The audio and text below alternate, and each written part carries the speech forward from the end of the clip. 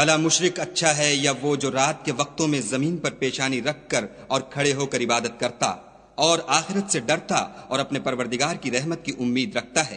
کہو بھلا جو لوگ علم رکھتے ہیں اور جو نہیں رکھتے دونوں برابر ہو سکتے ہیں؟ اور نصیحت تو وہی پکڑتے ہیں جو عقل مند ہیں۔